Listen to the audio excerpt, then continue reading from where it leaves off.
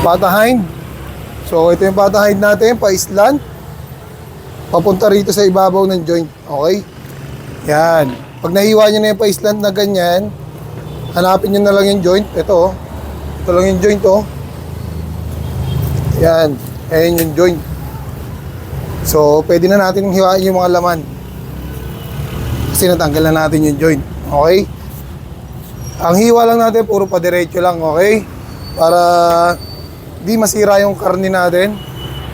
Dito naman tayo sa may joint. Kung bakit ko hinihiwa yung lomo na nakadikit sa buto. Pag hindi nyo nakuha dito sa joint, makikita nyo rin dito yan. Ito yung palatandaan natin. Joint yan, guys.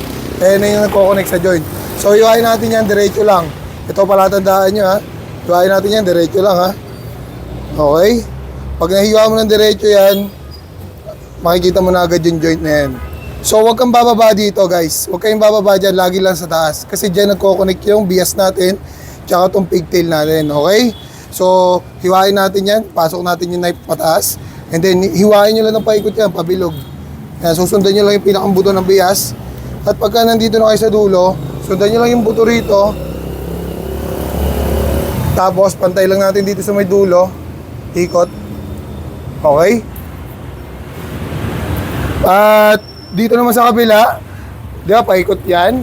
Tapos, aangat nyo yung knife nyo para pag nakadikit na yung knife nyo sa buto, sundan nyo lang yan, palabas. At pwede na natin tanggalin tong pigtail natin. May litid pa yan na nakadikit dito. Hiwain nyo lang yan. Tsaka nyo tansyahin yung laman from top to bottom. Yan. From top to bottom. From top to bottom. Straight cut lang. Tapos, pagpantay na sa buntot, pwede na natin tanggalin yan. Dire-diretso lang, guys. Napaka-smooth lang ng umiwa ng knife natin. Victorinox, guys. So, dito tayo sa first layer. Ito yung first layer. Tanggalin natin itong balat para wala sa gabal. Para makita rin natin na mabilisan yung first layer, tanggalin natin ng konti yung taba. Okay? So, ito yung first layer. Susundan lang natin yan, guys. Sundan lang natin yung first layer, papasok dito sa may ham natin, no? Ito yung ginagawang ham. So, yan. Tapos, pwede na tayo mag-dagger grip. Dagger grip tayo from top to bottom. Nakadikit lang yung knife natin sa may bias. Ganyan lang, guys. Okay? Pag may nakakapit pa, tanggalin lang natin yan. Okay? Tapos na tayo sa first layer. So, ikot natin yung meat natin para di tayo mahihirapan.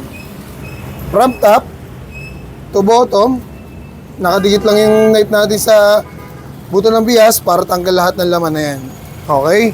Pag may nakita pa kayong ganyan dahil may kneecap dito sa dulo, iwasan lang natin yung kneecap na yan. Tapos pag nasa dulo na tayo ng kneecap, balik tayo sa bias, and then hiwain natin yung mga laman na nakadikit sa bias from top to bottom, at tanggalan natin yan pag may nakita pa kayo nakadikit from top to bottom. Okay? Tapos angat lang natin to, hiwain natin yung mga laman at litid sa ilalim ng bias. Nagpalit na ako ng power grip kasi tatanggalin lang naman natin yung mga litid na yan. Pwede nyo hatakin, optional, pwede nyo hiwain yung mga laman sa ilalim. Okay? So, tanggalan natin tong bias ng ham leg at pwede na natin tayo pumunta sa my shoulder. Okay? So, ito yung shoulder natin, guys. So, proper still muna tayo. 1, 2, naka-oblique tayo dyan. 1, 2, 1, 2, 1, 2. Okay? So, tanggalin naman natin tong shoulder, guys. Yan. Pag tanggal ng shoulder, may layer lang yan. Pag naangat nyo yan yung layer, sundan nyo lang yung layer na yan, guys. Yan. Pag nasundan nyo na lahat ng layer, tapos na kayo sa layer, from top to bottom sa pork neck. Hanggang, para bumuka yan, pork neck. Pork neck. Tatansyahin nyo yung laman ng pork neck na yan. Dahil meron pa tayong malaking buto rito sa ribs, siyempre, mag-a-adjust na tayo ng konti hanggang sa makita natin yung dulo at pwede na natin matanggal yung pork ribs natin na malaman. Yan. Punta naman tayo sa exciting part, guys. So, tanggalin natin itong mga taba na to para wala nakasagabal sa atin at makita natin dito yung mga palatandaan, okay? Yan, angat lang natin yan. Ito yung palatandaan, itong dalawang to, layer na yan. Sa ibabaw niyan, nandyan lang nagko-connect yan, guys. Okay? Ayun yung joint. Di ba? Ayun yung duktungan. So, paghiwalay na natin yan. Pinaghiwalay ko na yan. And then, hiwain natin yung litid sa ibabaw. Pag nahiwa natin yan, at nakita nyo nahiwa nyo na pababa, guhitan nyo lang ng isa yan. Pag naguhitan nyo ng isa yan, angat nyo yung soft tissue. At pag ramdam nyo, naangat nyo na, hiwain nyo na yung mga layer para hindi tayo tumagal, okay? Layer, papunta sa ibabaw ng shoulder blade. Ganon din dito sa kabila, layer papunta sa ibabaw ng shoulder blade. And then, angat natin yung mga laman na yan. Ganyan lang ka-basic yan, guys. Kailangan makita nyo lang yung pinakadulo ng shoulder blade. Pag nakita nyo na yung dulo ng shoulder blade, goods na yan. Napakadali ng tanggalin ito. Hanapin nyo lang yung litid na makapal dito. Itong puti na to, yan, palatandaan nyo yan ha.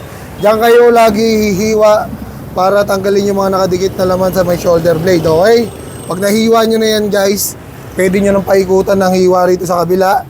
Gagawa na tayo ng hawakan. Ganun lang ka-basic.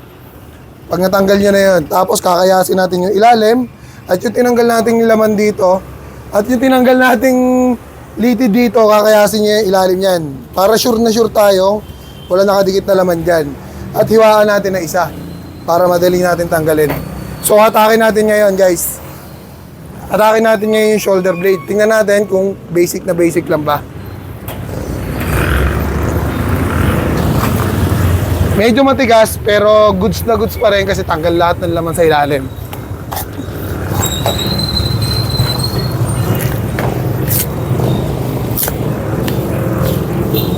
Ganyan lang tayo magtanggal ng shoulder blade. At sana sa lahat ng mga nanonood sa atin, lahat ng mga baguhan o nag-a-apply pa lang, makakuha kayo technique and tip. Sana makuha nyo rin yung ganitong technique. Dahan-dahan lang natin ginagawa para mas dahan-dahan nyo rin makita at matutunan yung ginagawa natin. Itong lawlaw na laman na to, yung dulo niyan may layer yan, guys. Yung lawlaw na laman na yan, may layer yan sa dulo. Huwag kayong malilito, no? Hiwain nyo lang yan. Pag nahiwa nyo na yan, punit na yung layer. Hiwain nyo naman yung balat, papasok. Okay? Hiwain nyo lang yan, papasok. Pag nahiwa nyo na yan, papasok, makikita nyo na dyan yung layer ng bias. Okay? Pag nakita nyo yung layer ng bias, pwedeng gantong gawin nyo, pasok, nakadagger kayo. Pasok nyo yung knife nyo. Dikit nyo lang yung knife nyo doon sa may buto ng bias, guys. Dikit nyo lang yung knife nyo sa buto ng bias, palabas. Tapos na yan. Tapos itong natitirang laman na to, sa ibabaw na itong bias na to, hiwain nyo yan. Papasok.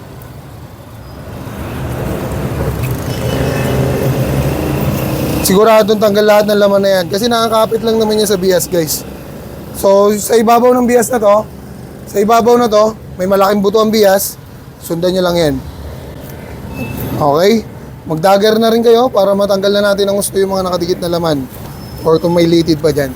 Okay, tapos na tayo sa bias. Sa ilalim naman tayo ng bias, guys. Tanggalin lang natin yung mga nakakapit pa laman dito sa ilalim. Hiwain natin yan. Para pag natanggal natin yung mga litid at laman na yan, pwede na natin matanggal yung bias natin, guys.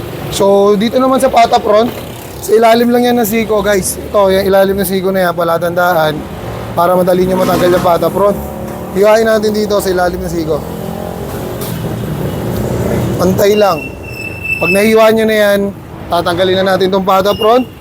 So, sa lahat ng mga nakapanood nitong video na to, sana nakatulong sa inyo to. At kung di pa kayo nakapollow sa akin, follow nyo na rin ako, mga kapatid. Sa ganun, marami pa tayong matulungan at maturuan. At sa lahat ng mga kapwa natin butcher na tumatanggap na rin sila ng mga gusto matuto at matulungan, saludo ko sa inyo, mga kapatid. At tuloy-tuloy lang tayo sa pangarap. And peace out sa ating lahat.